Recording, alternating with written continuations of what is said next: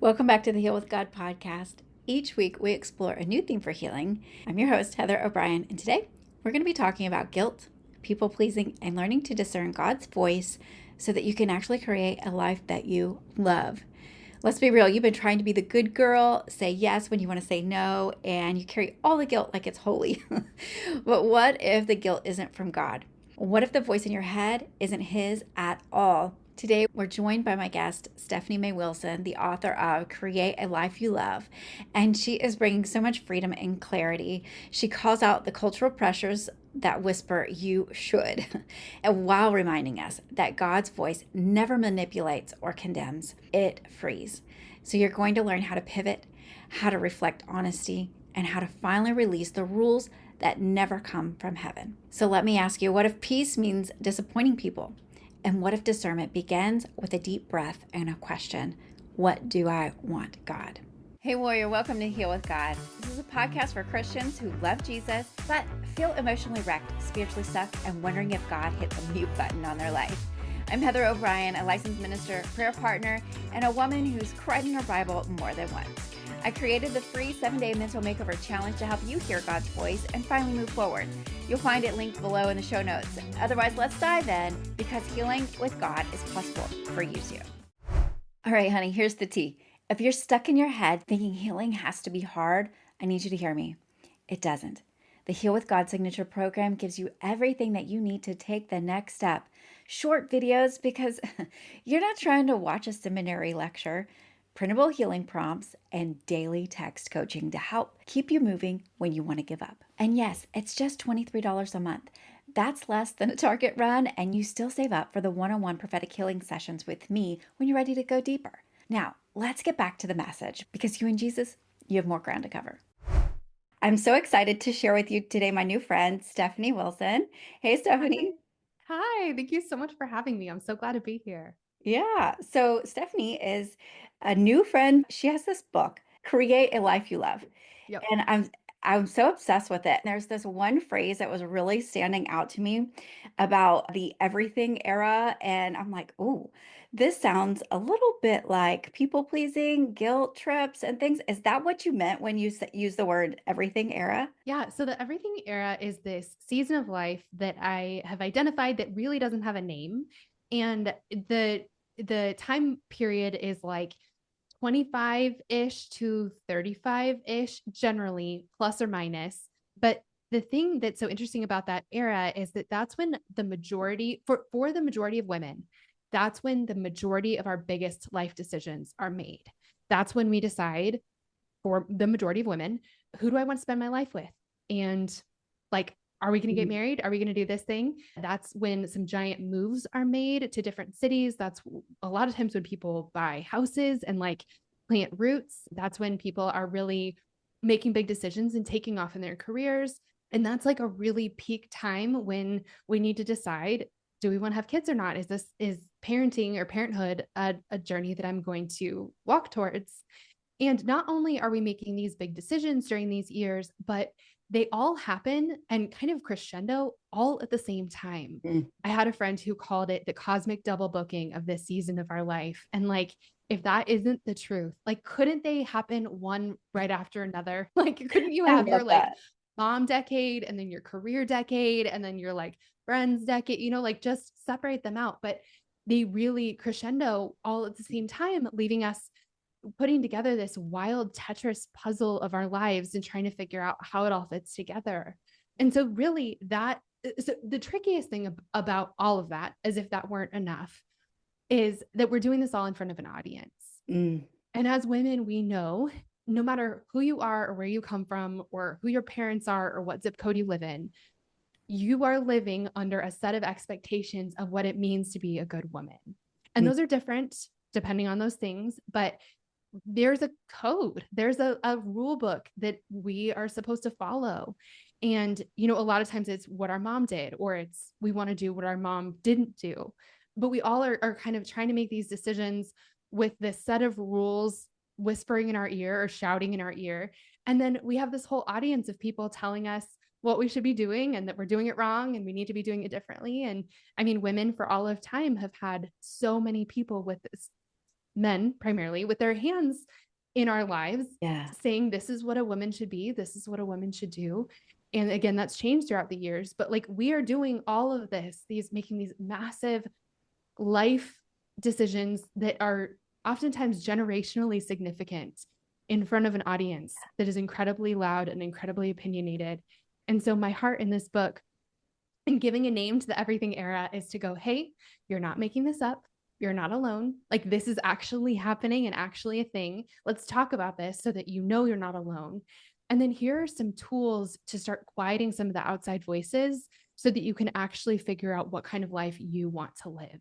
Yeah. Well, the only thing I was going to add is just, I do talk in this book a lot about that age range, 25 to 35, but like so much of the quieting outside voices and figuring out what you want and creating a life you love is lifelong. And Yeah. so no matter where, like what decisions you're making or what transitions you're going through, whoever's listening, the stuff that we talk about in here is so for you. You might not feel like you're in your everything era anymore or yet, but the creating a life you love is just this journey that we all get to and have to like go down. Yeah. Oh, well, you said that so beautifully. So what's really standing out to me is we're listening to these outside voices and they're other people's expectations almost. Not Mhm. even our hopes and dreams. It's like our hopes and dreams are all meshed together and our own expectations, maybe even, and other people's outside expectations. Can you remember a time, maybe in your past, where you had to kind of silence the noise or you realized you were living someone else's idea of right? Yes. I mean, a million times. I am a firstborn people pleaser, type A personality with anxiety. Like, I get this life of looking around and trying to make sure I'm doing things right. And, I think that thankfully I haven't walked too far down the road of being like, okay, no, I really created this whole life based on what someone else wanted for me, but I've gotten really close. Mm, A specific example. So and that's made like my biggest life decisions really difficult because I feel like if I do this, it has to look this way. There's not room for variation. And so one way that this has shown up in my life is when it came to the idea of having kids. mhm. And I always thought I would want to have kids at some point. I just thought that at some point I would arrive at this day where this like deep desire to have kids would show up in my life. And I got pretty far into life and then marriage, farther than I thought I was going to, and was like, this has not shown up yet. Like Oh, I still feel like maybe at some point I want to have kids, but like I it doesn't feel like I'm ready yet or I'm there yet. And I had to really do some work on figuring out, does that mean that I don't want to be a mom?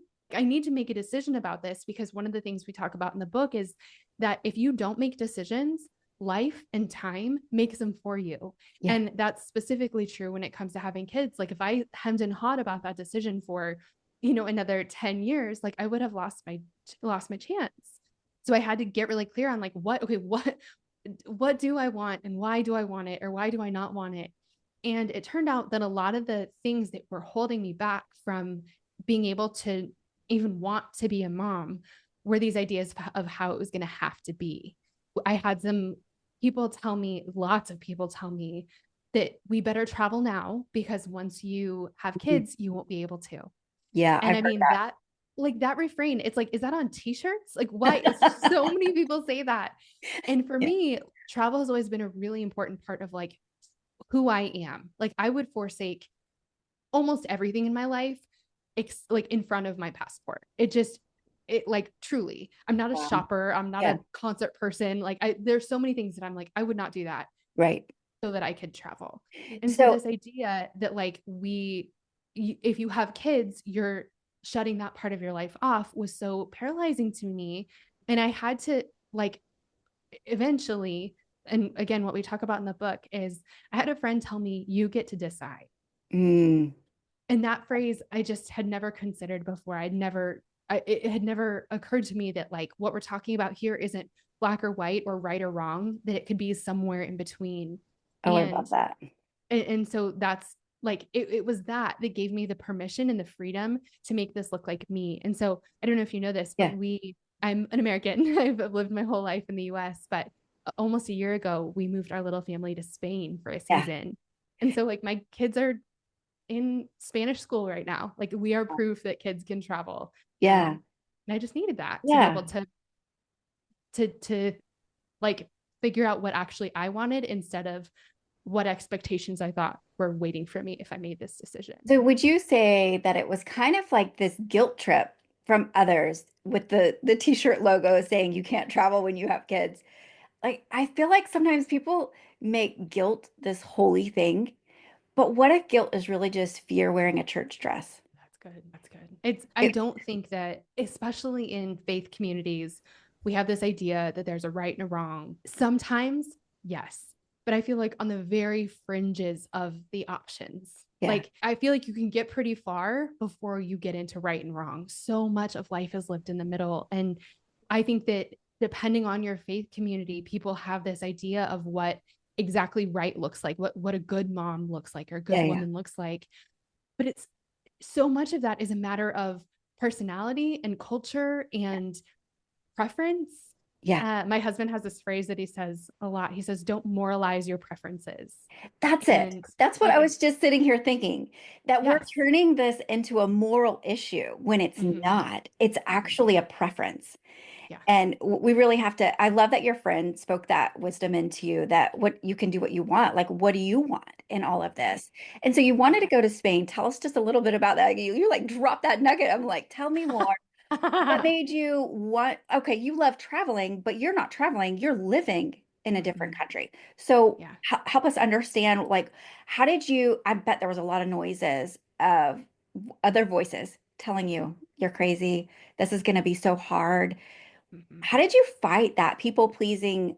I don't know if you have that. I'm sure you do. In that firstborn people pleasing desire inside of you that's like, I want to make everyone happy, but how do you silence those noises whenever you really want to people please, but you also want to do what you want to do? Yeah. Well, so Spain has been just like a core piece of who I am for my whole life. I started learning Spanish at 10 years old, and I had just wonderful Spanish teachers my whole life, just all the way through school. And not only did they teach me the language, but they taught me like to love the culture. Specifically, they would talk a lot about Spain, but we talked about a lot of Spanish speaking countries. And so I feel like while I have absolutely no Spanish or Mexican or Costa Rican or anything blood in me, like I do in my heart.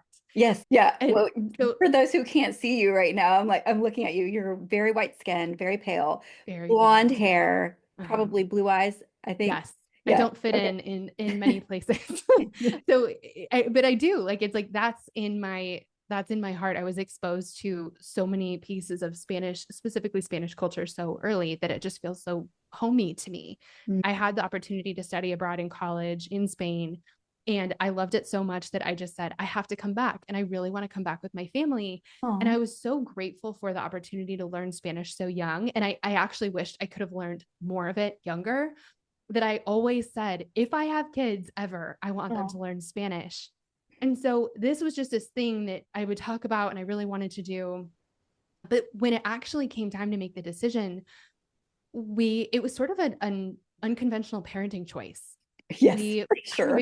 having 2 4-year-olds, like we've been navigating the landscape of childcare in the US for the last 4 years and trying to figure out the math of like, does one of us work? Do both of us Yes. work? Does one of us quit? How does the math work out? And we're looking at yet another year of like just wildly expensive childcare going, is there any other way Yeah. to do this? Yeah. And so that's when all of a sudden this like long, far off, dreamy idea of moving to Spain like came back up. We're like, well, let's look at some of the math of this. Huh. And we realized that we would actually like our kids can go to school here and it does not cost $30,000 a year or $40,000 a year. And we're like, oh my gosh, like, could we actually be saving money by moving? Wow. And actually, could we be fulfilling this lifelong dream of having my kids learn Spanish in a time where their brains are the most Yes. receptive to it? Like, yeah. And Wow. so it was not only just something that I really wanted to do, but everyone says that like this is the progression that you take as a family and with young kids. And we just totally turned it on its head because You really actually did. there was plan cue was a lot better for us Yeah. than plan A, B, Yeah. C.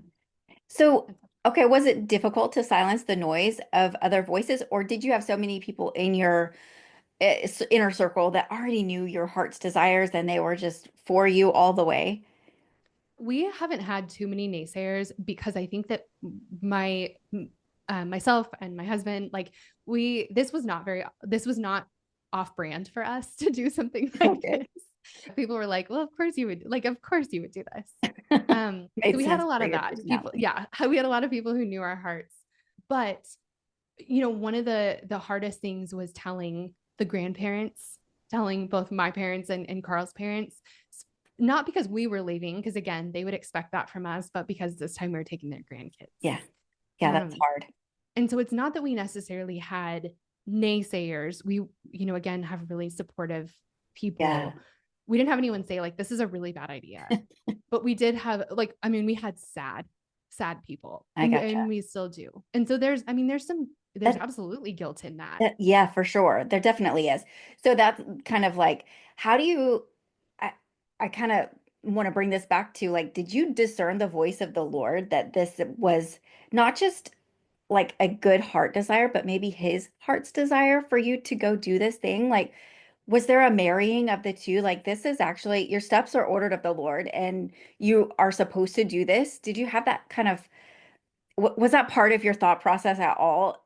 And then maybe that helped you get over the fact that you were making people sad in your process of following the Lord? In my specific life with God in the last handful of years, he's been, at least I've discerned, pretty open handed with me. And, it is my personality, speaking of people pleasing, God pleasing, to want to be like, okay, break this down for me like a GPS. Yes, Like, I exactly. don't want to reroute. I want to get from A to B as quickly as possible in exactly the way you want, Right. because that feels like it's this insurance policy against pain and mistakes and all these things. And at least for me, like, I'm not a theologian, I'm not a pastor, I can only speak for myself.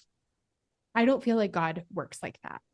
Like, he's not Yeah. that specific with me. Sometimes he is. Sometimes he Sometimes is. it's like it's just different times, right? It's just not all the time. It's not all the time. And I think in the same way as there being, like, sometimes there's wrong, like there's clear wrong. Like, let's Yes. not Okay. be evil. Okay, Right. let's not kill anybody. Like, wrong. Right. But so much of the rest of it is this, well, like, what is your preference? Like, you have this beautiful life that I've given you, and I'm still going to love you and use you, whether you are in Mhm. Tennessee or Colorado or Indiana or Spain. Like, where do you want to be? Right. I don't really care. Right. I feel like that's more what I've been discerning, which, again, you know what? I think that's harder. Like, I would honestly prefer the GPS. I would honestly Wouldn't prefer we the all though, GPS. right? The GPS Yes. is so nice, but sometimes, okay, what I found in my GPS is I actually know the end destination, but I don't know how to get there. Mm. I'm like, Mm-hmm. Where's A, God? Like, I have no idea where A is." Yes. And so we keep rerouting back to let's find A, let's find point A.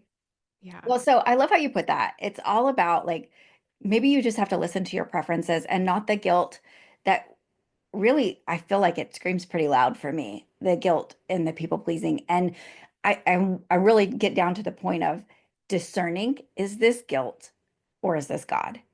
Mm. Is this because they're not the same, right? Guilt is Mm-hmm. like freeing. It leads you out of fear. It leads you out of the evil that we're talking about. It leads you out of that. And so if this isn't evil and it's a preference, then maybe it is spirit led. Yeah. So Yeah. how would you like help direct the listener today, like who feels like, okay, they're living halfway through their life and it's not necessarily the life that they wanted. And they want to live the life that they love. They want to create a life that they love, but they feel disconnected from maybe the decisions that they've made. It's like almost like, how do I pivot now? Like you pivoted all the way to Spain. Mm-hmm. How could you encourage our listeners to say, okay, you can pivot and maybe like one little step? Yeah. So I would say two things. One, okay, I'm going to say three things, but I'm going to make them Okay. fast. the first thing is, I think a lot of times we don't actually know how we got to where we are. Mm. And so taking some time to journal, pray, reflect, like, what about where am I in my life? Do an inventory. What do I like about it? What do I not like about it? Like, we just don't often give ourselves that space to be honest. So Oh, start there. yeah. The second thing is making a list of the things that you think you're supposed to do, both in the present, but also in the past. Like, well, okay, I did this because that's what good women do. Mm. And then we're going to ask, says who? Yes. Says who? Come on. Because a lot of times, like, we're making some of the decisions that we're making maybe based on, like, my mother said this to me Yes. over and over growing up, that this is right and this is wrong. Yeah. That's one thing. Yeah. But for others of us, we're like, I don't know. I just kind of heard it growing up from somewhere. Right. But like, we need to get specific on where did this come from Yeah. so that we can ask, is this a person that I have given the authority to run my life? Yeah. So that's step two. Yeah. And then step three is we need to gather some inspiration.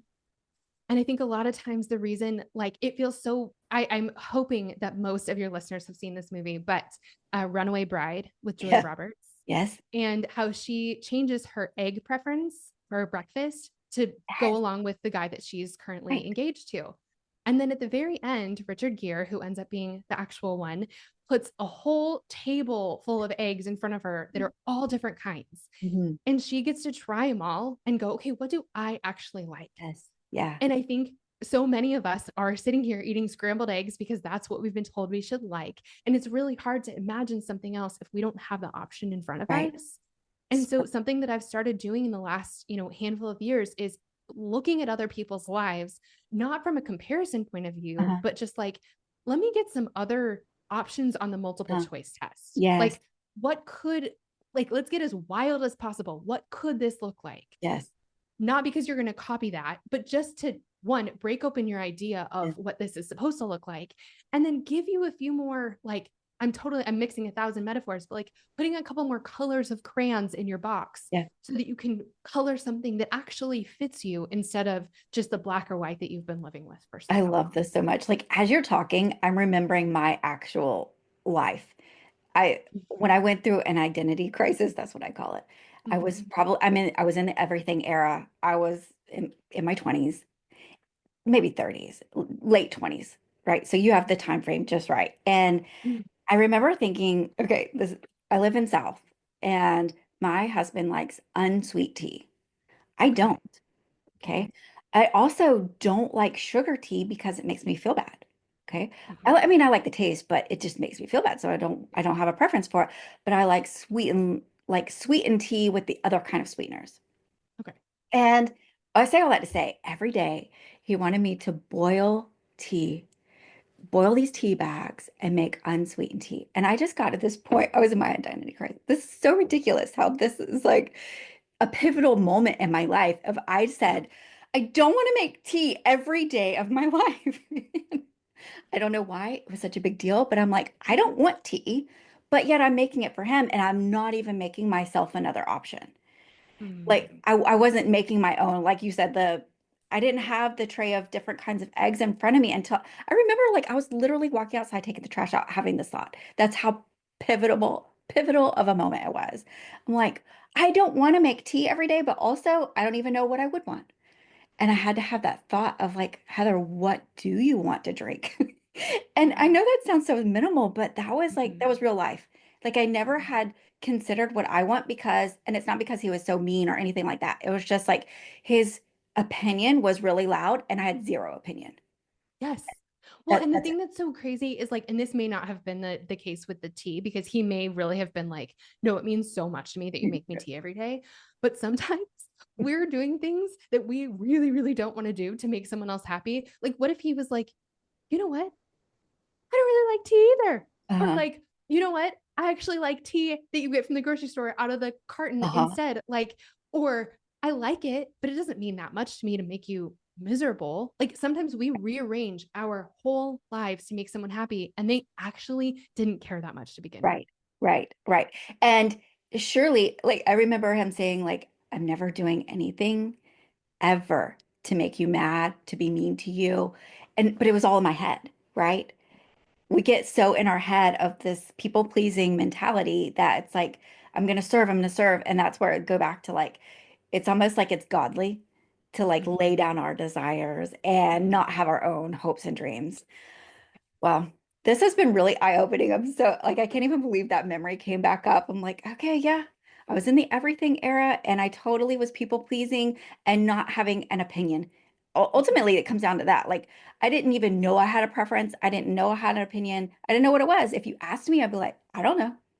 And it took like a journey of learning and discovering who I was. And I love the 3 points that you made. Can you remember them to reiterate them for us one more Yeah, time? yeah, yeah. So the first one would be to do an inventory of your life. Like, where are you? Maybe how'd you get here? What's going well? What's not going so well? What doesn't look like you wanted it to, or like you thought it would by now? And then the second step is what are some of the shoulds that you're living with? Some of the things that you either think now or have always thought, this is what I should be doing, or what good women should do, or what moms do, or what it looks like to be this. Like, what are some of those rules? And then pause there for a second. Says who? Yeah. Who said that? Like, where did you get that idea? And make yourself like give it a face, because then you can see, like, oh, wow, I have been living according to the rules of some lady that didn't even know my name. Like, how crazy is that? Mhm. And so then the last step is to start gathering some inspiration. Start go on a hunt for different ways to do all kinds of pieces of life, just people doing things in all kinds of different ways. Because when you start to open your mind to these things, it puts more colors of crayons in your box that you can color with.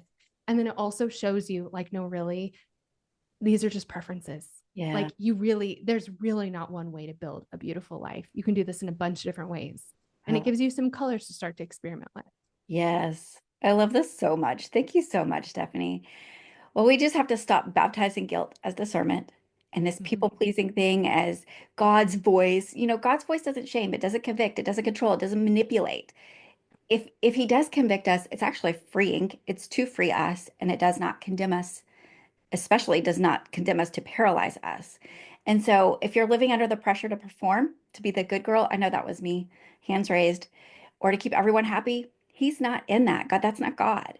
And so the only way to I really if the, okay, think about this for just a minute. If the only way to have peace is to disappoint people, we should really let peace win. We should really let peace win because that's God. Letting people win is not it's not from God. It's fear of man. So, Stephanie, I'm so thankful that you gave us all these gold nuggets today to live by and to search out what is it that we want? What is it that we need to get free of? All of this supposed tos and shoulds. I told my son the other day, you're shoulding all over yourself. Mhm. It's He's the funniest thing. I love it so much. And so yeah, quit shooting all over yourself, warrior. And Stephanie, tell us where they can find the book, the name of the book, and obviously the name of your podcast, because that's where I found you. And I'm just in love with your podcast over there. That's so kind. I really appreciate that. I love the podcast. I love the podcast. So it's called Girls Night with Stephanie May Wilson, and you can find it just absolutely anywhere. And my book is called Create a Life You Love. It's this outline of it's like a silhouette of a woman made out of flowers. It's so beautiful. It's bright yellow. You can also find that, like, I think pretty much anywhere as well. And then, my sort of central hub for everything that I'm working on these days and always is my website, stephaniemaywilson.com. And that's sort of like the train depot. Like, everything kind of comes and goes from there. Right. So I would love to get to connect with Yay. you. Thank you so much for having me. Whew, that was a good word. What did y'all think about that? I shared a moment where I had my own identity crisis where I was thinking about making unsweetened tea every day for my husband, and I really didn't even like it. I didn't enjoy it. And it was such a simple act, but it revealed a much deeper pattern that I wasn't in touch with my own preferences. And Stephanie shared some similar stories like delaying motherhood because she assumed it meant giving up her dreams. And through those stories, we both realized how guilt and people pleasing often silence the voice of God. And I hope you had your own reckoning moment too. I want to do a little prayer declaration activation with you before we go. In Romans chapter 8, verse 1, it says that there's no condemnation for those who are in Christ Jesus. Therefore, I am free of shame. We can turn this into a declaration. Come on, say it with me. Therefore, I am free of shame, and I will walk in your spirit without guilt or fear. And then put your name in. Make this really personal. I'm going to do mine, but you do yours. Heather, you are free from performance. You are led by peace, and you hear God clearly. Did you feel that? Did you say that out loud? I want you to ask yourself this week, says who? That's your challenge. Every time you feel pressured to do something, I want you to pause and check the source. Says who? And then maybe write down what God is actually saying about it instead. So let's turn this declaration and the scripture into a prayer as we close.